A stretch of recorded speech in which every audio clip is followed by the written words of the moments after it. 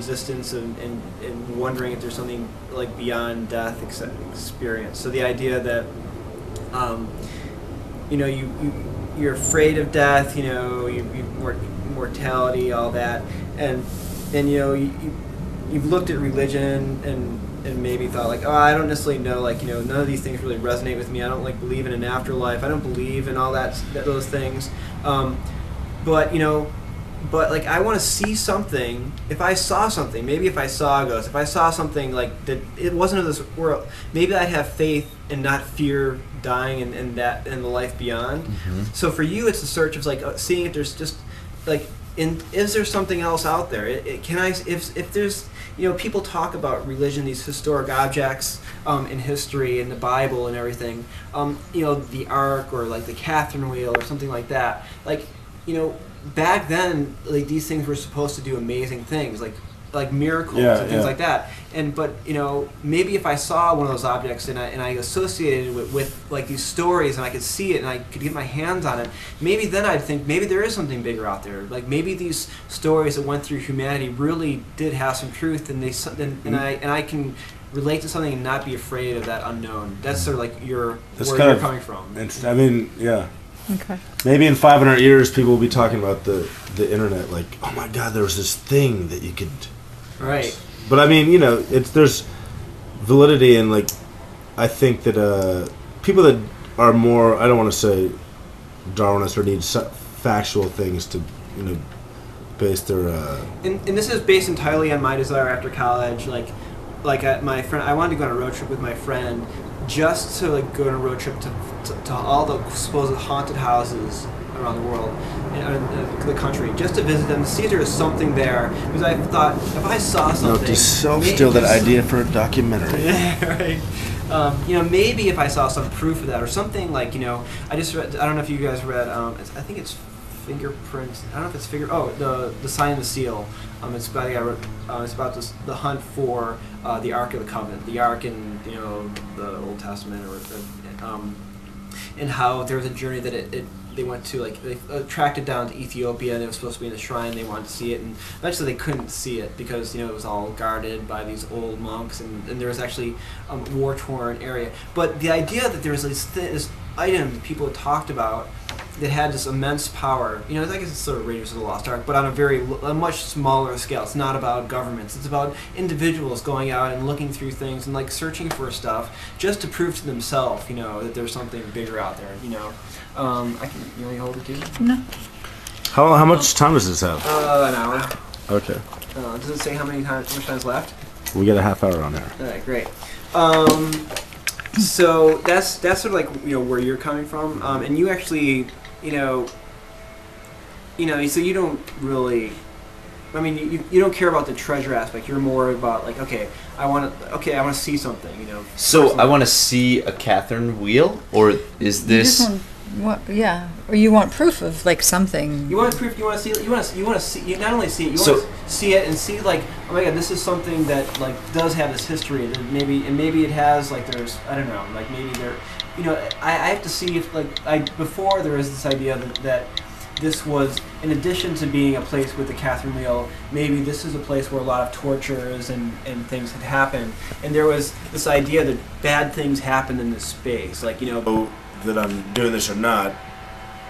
But what's kind of baited him to go is the fact that what kind of proof or evidence have I shown him to get him to go, because he doesn't believe in this, and then what would cause him to go along for this ride? I think there are two things. Like, one is maybe it's not necessarily that he doesn't care about maybe the Catherine wheel. Maybe you want to get the Catherine wheel you're excited about. You've done all this history, and like you're like, oh, this is interesting in the historic community, I could sell this and like get something out of it. Maybe his thing is like, but you tell him, this place, it's hard for me to find people to go to this place because it has this history. There were these tortures there. It's supposed to be haunted. It's supposed to be a bad place. And he's interested in that part of it. Like, oh, I want to see that. I don't care about the Catherine wheel per se. I don't care what you're going to do with it. I just want to be... Just got the history of the Catherine wheel. Oh, Should I read it out loud? Yeah, absolutely. The Catherine wheel was a product of the Middle Ages, especially popular in Germany. The victim's limbs were crushed with blunt objects. His or her still living remains were subjected to the wheel. This meant the mangled arms and legs were threaded through the spokes. The wheel was then hoisted into the air using a long pole. Hungry vultures and crows picked at the body. Death came slowly. The 17th century chronicler wrote the victim looked like a sort of huge screaming puppet writhing in rivulets of blood, a puppet with 4 tentacles like a sea monster of raw, slimy, and shapeless flesh mixed up with splinters of smashed bones. This was one of the most popular spectacles of the time. This and similar methods of torture took place in the squares of Europe from 1450 to 1750. The masses, both common and noble, watched in fascination, cheering at a good wheel.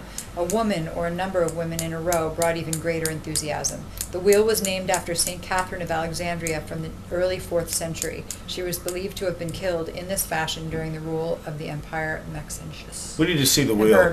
The Emperor Maxentius. We need to see the wheel. Well, let's get a picture. No, I mean in the movie. We need to see the Really? wheel. Can it be in the room with us?